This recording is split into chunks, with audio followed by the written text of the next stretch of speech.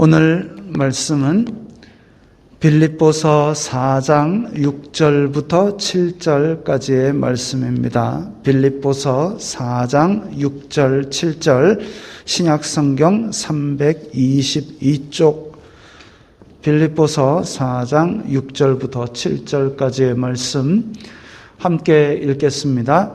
아무것도 염려하지 말고 다만 모든 일에 기도와 간구로 너희 구할 것을 감사함으로 하나님께 아뢰라. 그리하면 모든 지각에 뛰어난 하나님의 평강이 그리스도 예수님 안에서 너희 마음과 생각을 지키시리라. 아멘.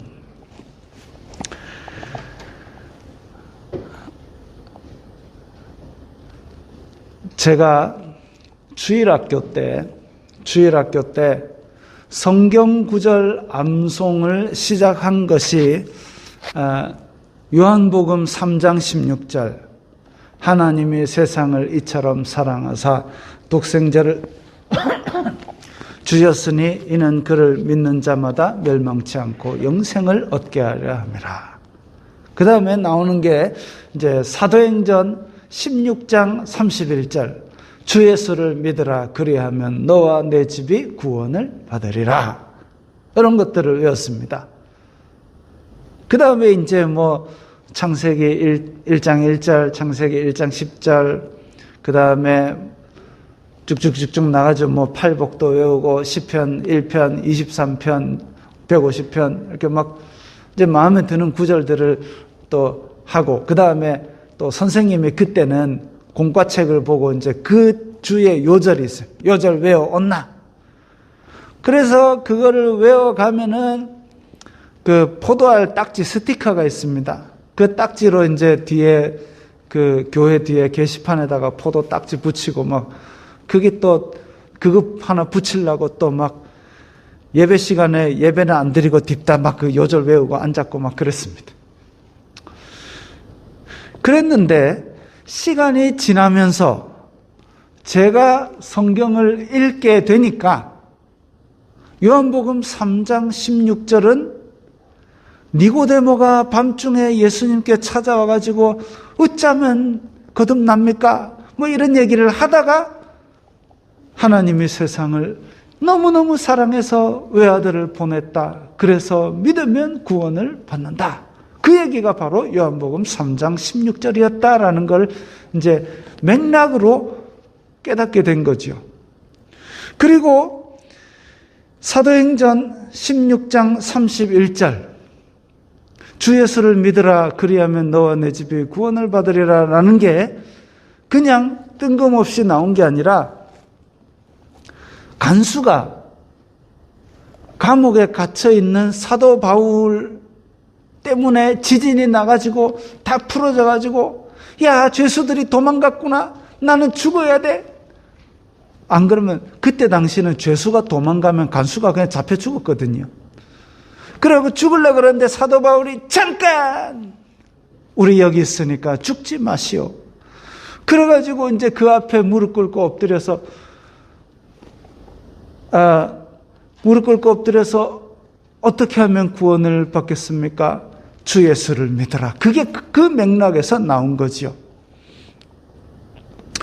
그래서 그날 밤에 간수가 바울과 실라를 집으로 초대해서 맞은 자리를 씻기고 그 다음에 온 가족이 세례를 받고 그야말로 주 예수를 믿으라. 너와 내 집이 구원을 받으리라 하는 역사가 일어났습니다. 그리고 그날 밤에 같이 먹으며 크게 즐거워하였다 했습니다.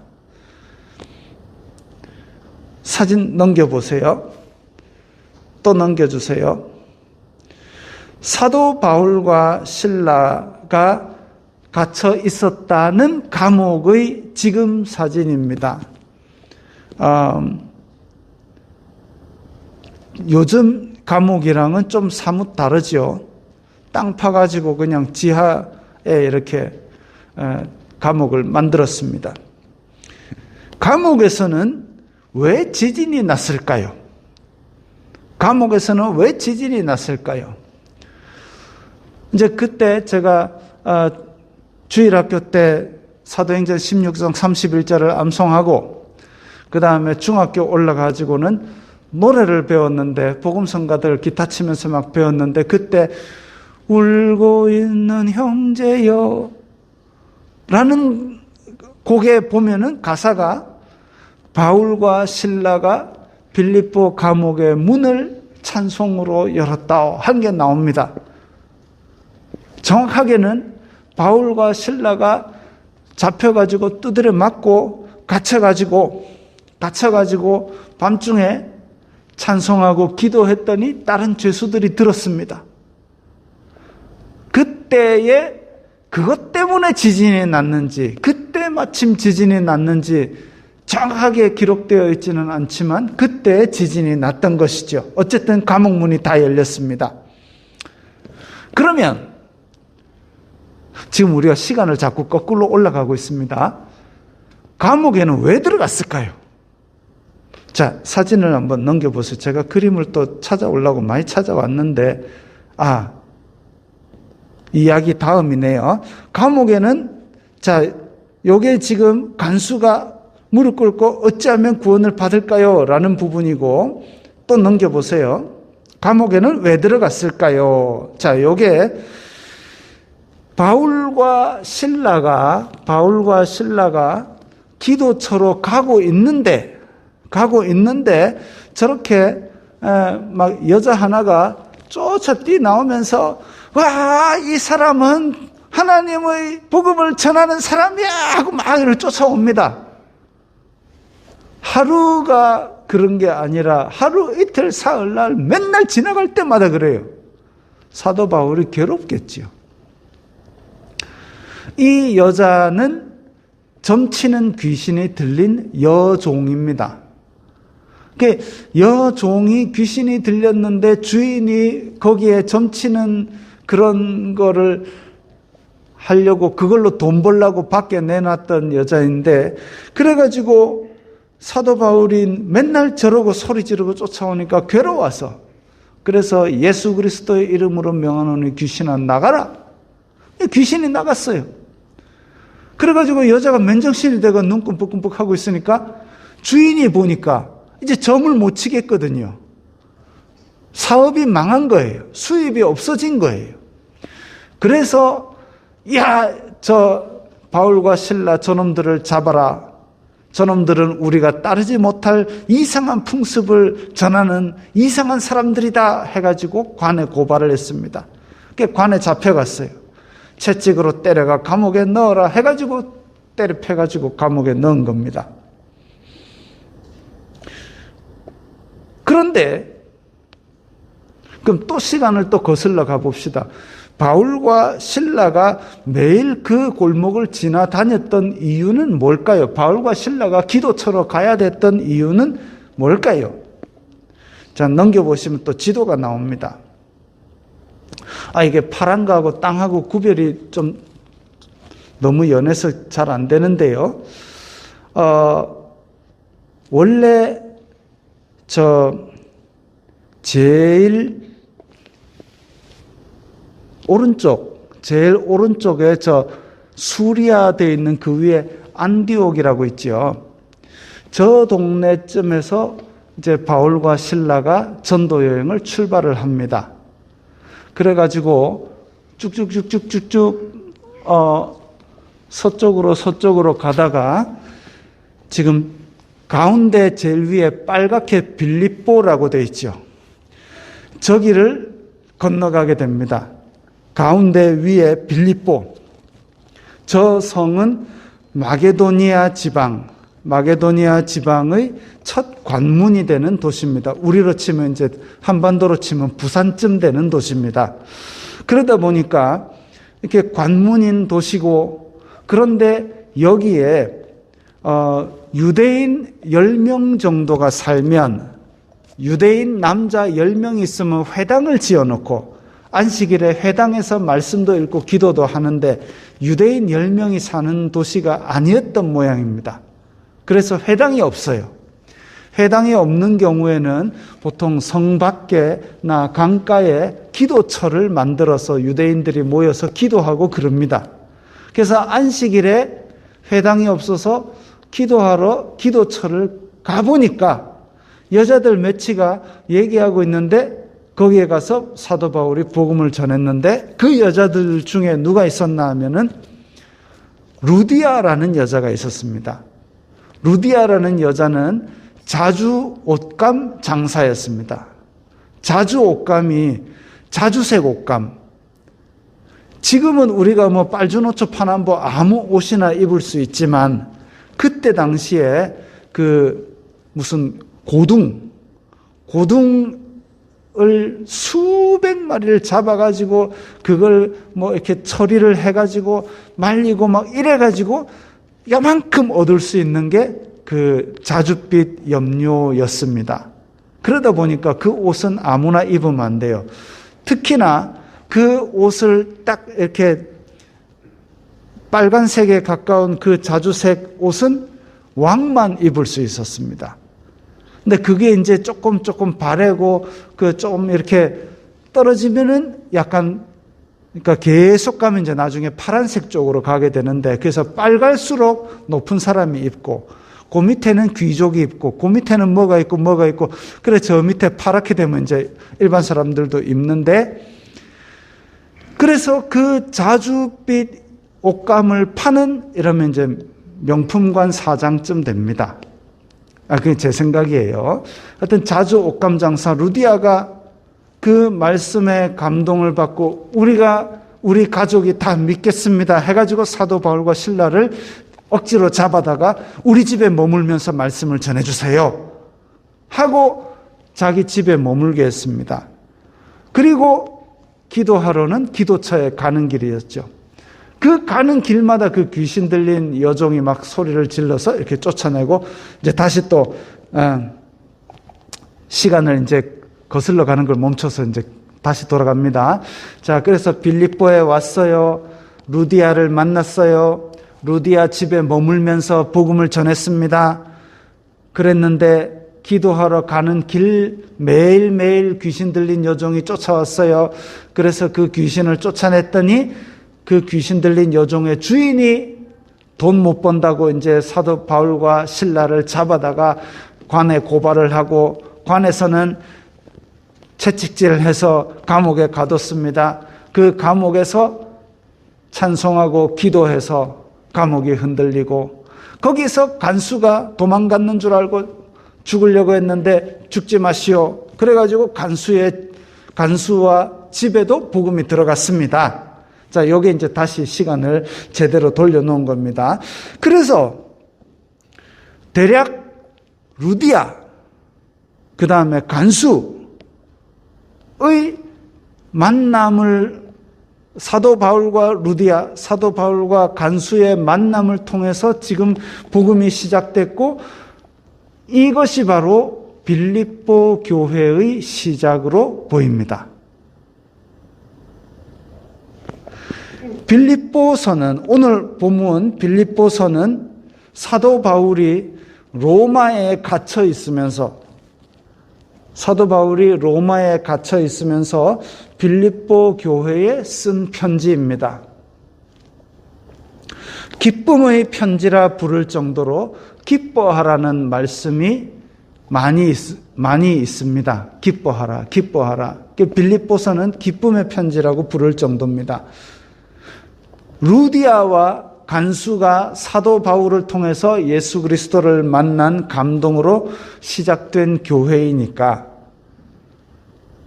사도 바울이 로마의 감옥에 갇혀 있다라는 얘기를 들었을 때 얼마나 걱정되겠습니까?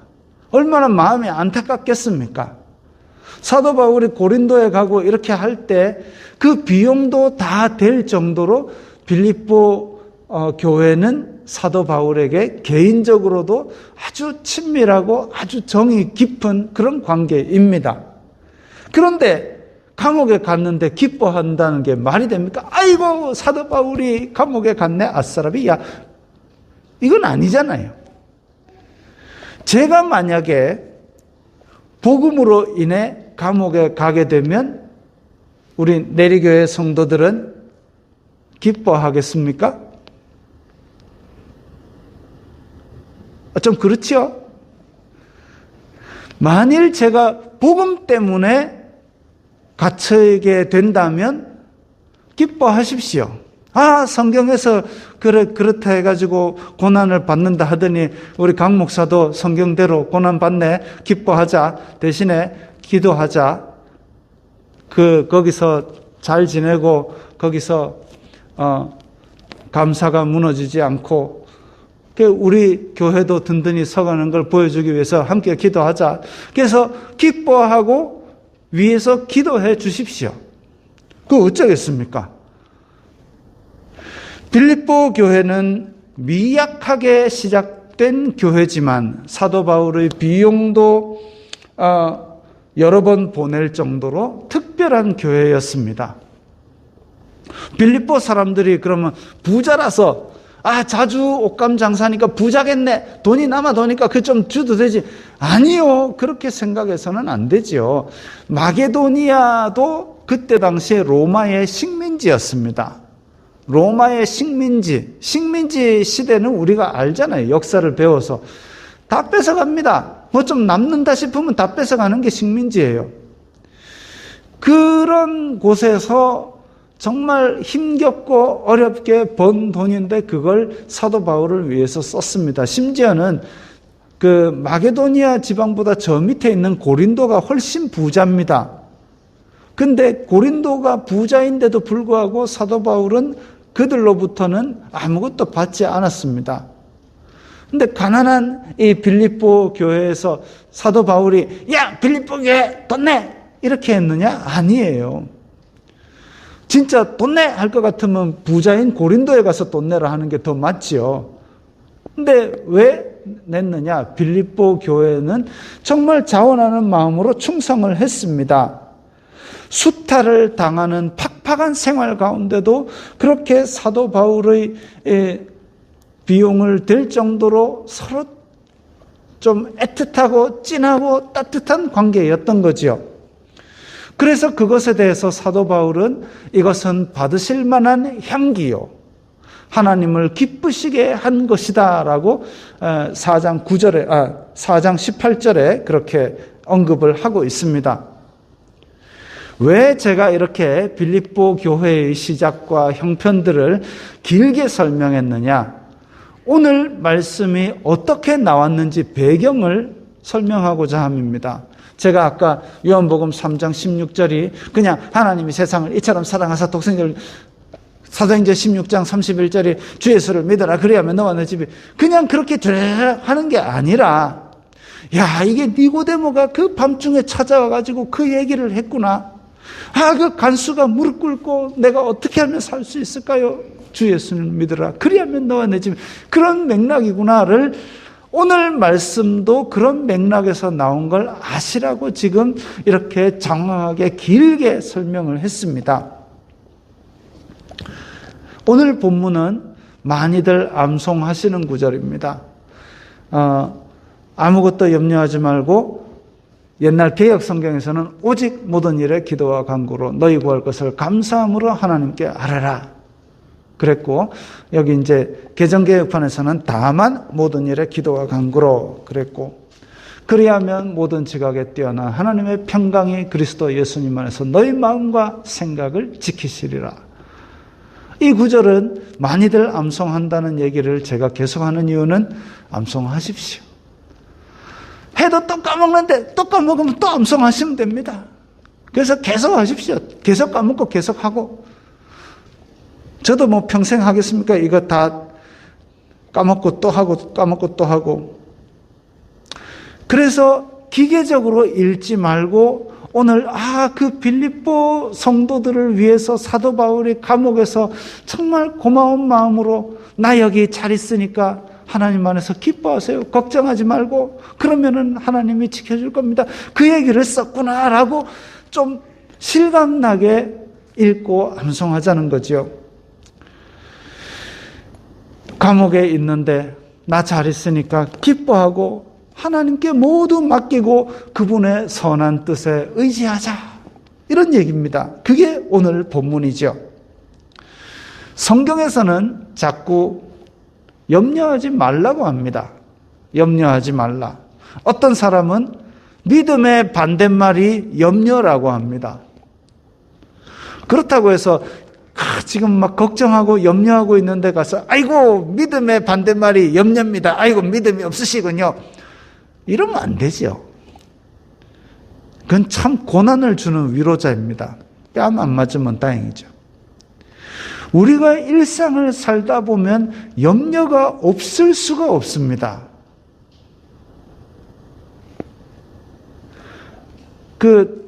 군대에서 행군을 하다 보면 이제 한 10km, 20km 넘어가다 보면, 핵무기가 날아올까 이런 걱정 하나도 없고, 제일 걱정되고 염려되는 게 뭐냐면, 어떻게 들어간지 모르겠는데 신발 안에 요만한 모래 하나 들어간 게 그게 계속 온 정신이 거기에 들어갑니다. 우리의 삶의 염려라는 게 지구가 어떻게 깨지고 멸망할까 그런 염려가 아니잖아요. 내 삶에 지금 닥쳐 있는 문제 어떻게 보면 크기도 하고 어떻게 보면 작기도 한데 그게 나에게 온 신경을 집중하게 만드니까 그게 염려가 되는 겁니다. 남이 보기에는 아이고 그깟 모래 하나지요. 나한테는 지금 발에 구멍이 나게 괴로운 게 그게 염려입니다. 그런데 거기에 가서 아이고 염려가 있는 거 보니까 믿음이 없네요. 이렇게 하면 안 된다 이거죠. 우리가 일상을 살다 보면 염려가 없을 수가 없습니다. 크고 작은 염려들이 우리를 신경 쓰이게 만듭니다. 그때 오늘 본문을 암송하십시오. 아무것도 염려하지 말고 다만 모든 일에 기도와 간구로 너희 구할 것을 감사함으로 하나님께 아뢰라. 그리하면 모든 지각에 뛰어난 하나님의 평강이 그리스도 예수님 안에서 너희 마음과 생각을 지키시리라. 그리고 한 구절 더 생각할 게 있어서 제가 가져왔습니다. 마태복음 6장 34절에 보면 그러므로 내일 일을 위하여 염려하지 말라. 내일 일은 내일이 염려할 것이요 한날의 괴로움은 그날로 족하니라. 제가 군에 있을 때 이 말씀을 깊이 생각했습니다. 군대 처음 딱 들어가니까 막 교육도 받고 막 총도 쏘고 이렇게 하니까 야 진짜 전쟁이 나면 어떻게 해야 되나? 우리 가족을 지키려고 총 들고 내려가야 되나?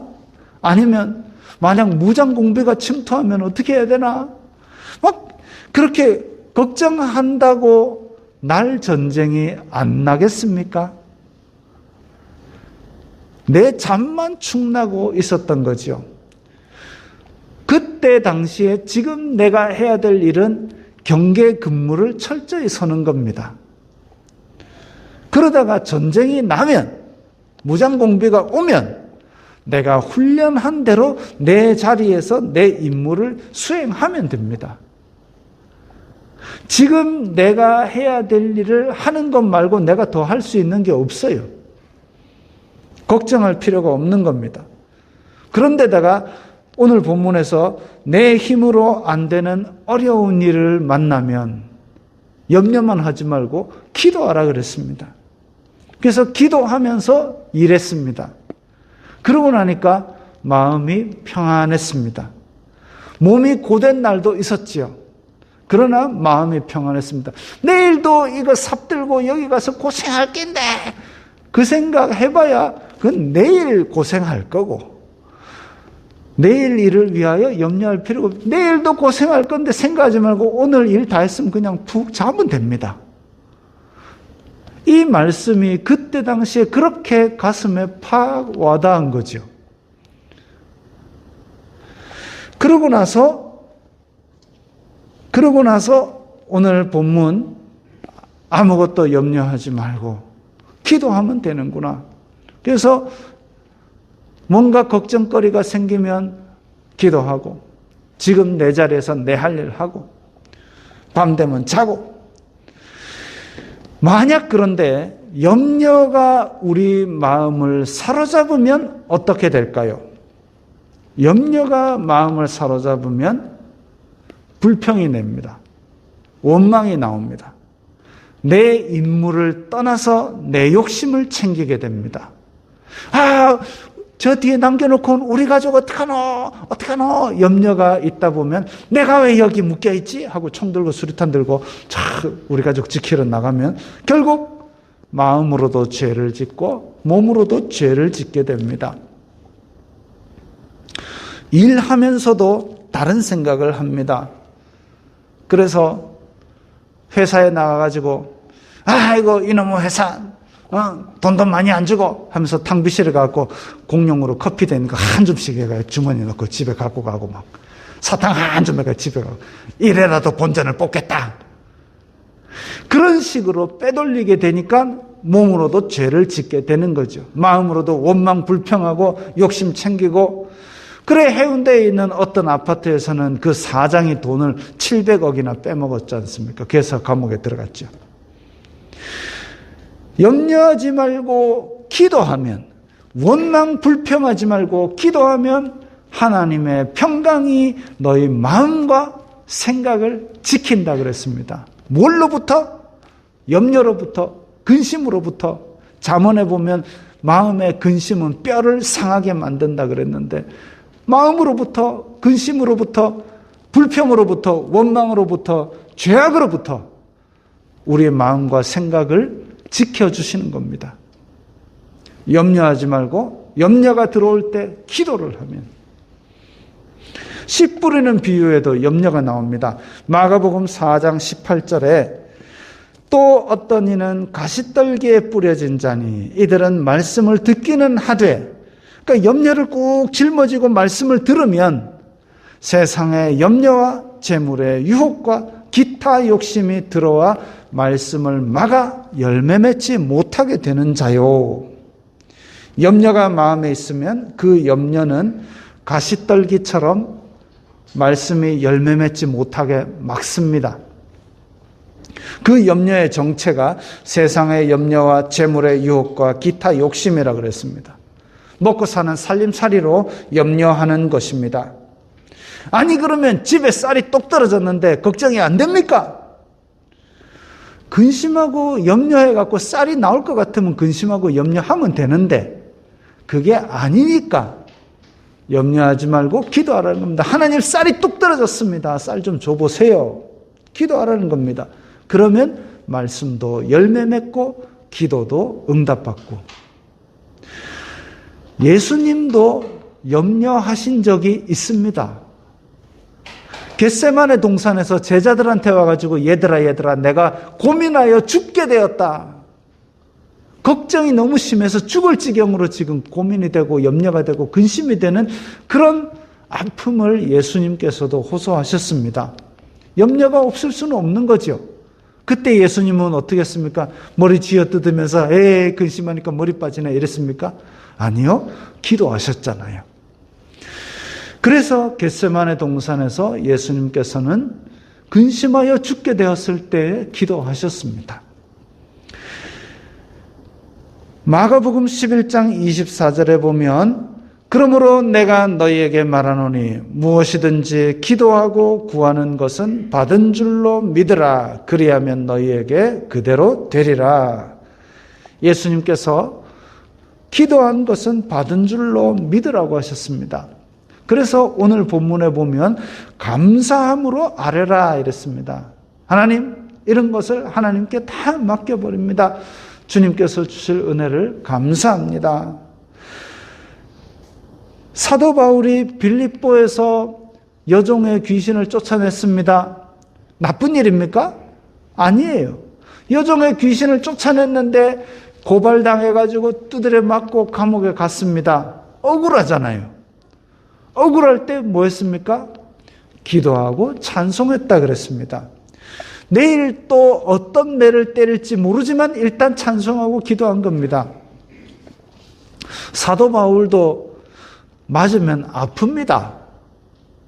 채찍으로 때려가지고 살이 패이도록 맞았는데 사도 바울 하나님의 은혜에 충만하면 안 아플까요? 아니요, 아파요. 예전에 흑백 텔레비 시절에 그 예수님의 일대기를 보여준 영화를 크리스마스 저녁 같은 때 틀어줍니다. 거기서 형님하고 저하고 같이 보면서 놀란 게 있어요. 뭐냐 하면 십자가에 못을 박는데 예수님이 아파서 비명을 지릅니다. 으악! 비명을 질러요. 몰랐던 얘기죠. 성경에 기록이 안 되어서 우리는 몰랐던 얘기지만 생살에 못을 박는데 안 아프겠습니까? 바늘에만 찔려도 아야 하는데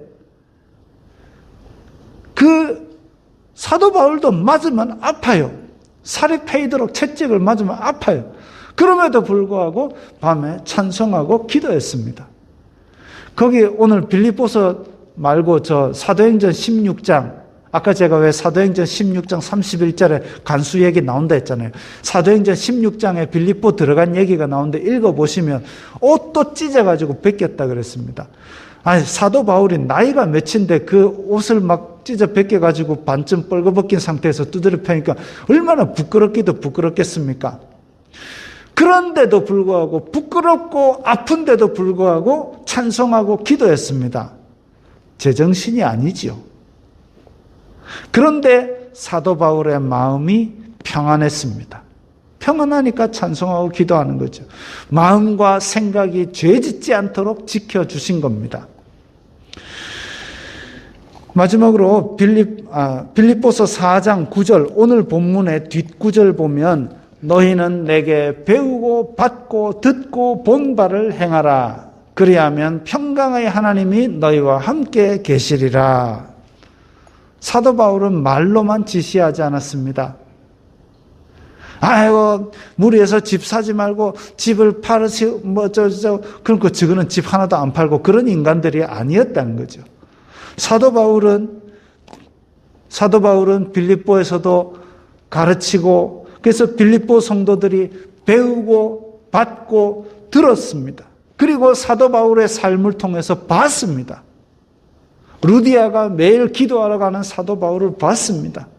간수가 얻어맞아가지고 벌거벗겨지고 살이 패여있는 그 고통 가운데서 찬송하고 기도하는 걸 들었습니다.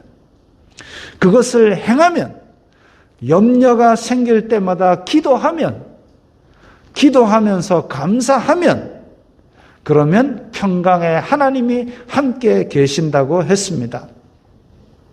오늘 본문 우리 다 함께 같이 읽어볼까요?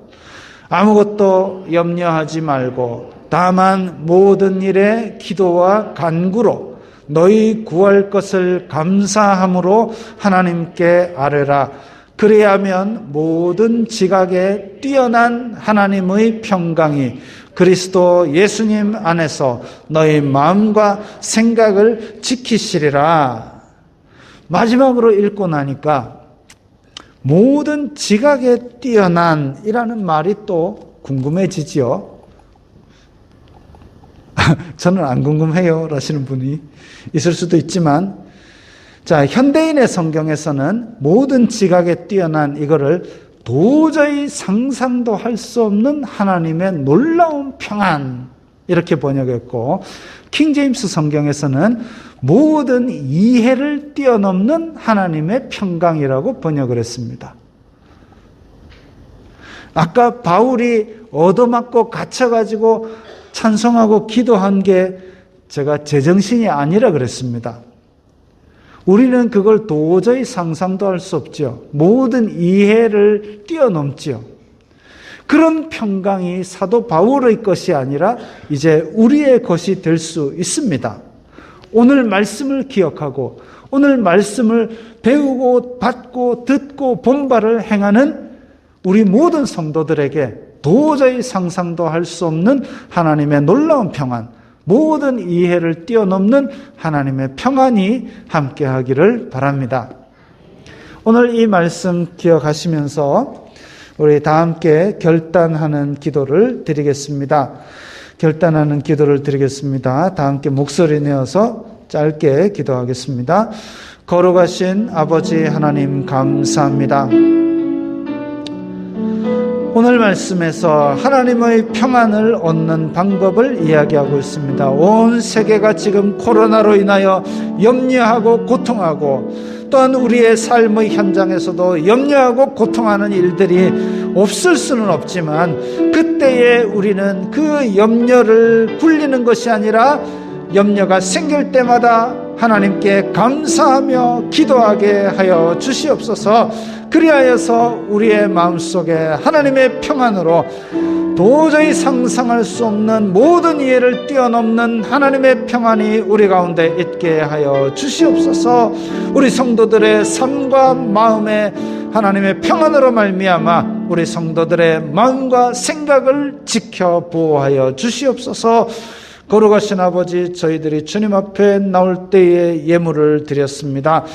이 예물이 쓰이는 곳마다 하나님 아버지의 영광이 나타나고 예수 그리스도의 사람 살리는 복음이 전파되게 하여 주시옵소서. 주님 받으시기에 주님을 기쁘시게 하는 예물이 되게 하시고, 주님 받으시기에 합당한 예물이 되게 하여 주시옵소서. 예수님 이름으로 기도드리옵나이다. 아멘. 주여, 우리를 열방 중에 부르겠습니다.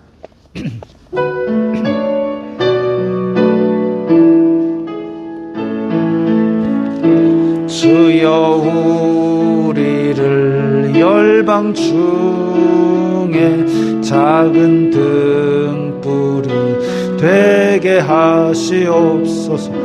주님 영광의 새날이 오기까지 등불 되게 하소서. 주여, 우리로 열방 중에 주의 복음을 전파하게 하소서. 주님의 구원 만민이 알기까지 전파하게 하소서. 주여, 우리를 열방 중에 주의 치유를 전파하게 하소서. 주 이름 능력 만민이 알기까지 치유되게 하소서. 주여, 우리로 열방 중에 기쁜 찬송을 부르게 하옵소서.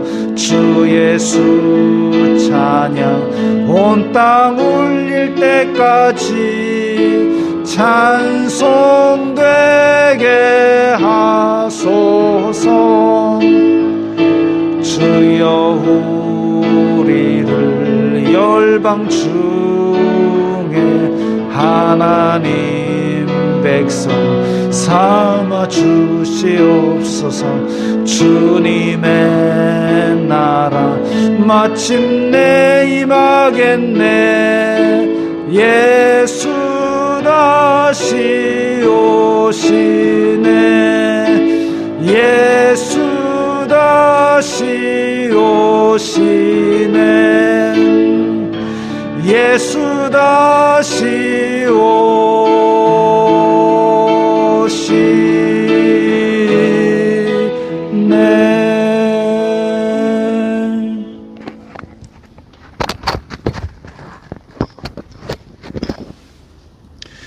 주 예수 그리스도의 은혜와 하나님 아버지의 사랑과 성령 하나님의 교통하심이 너희 무리와 함께 있을지어다. 아멘.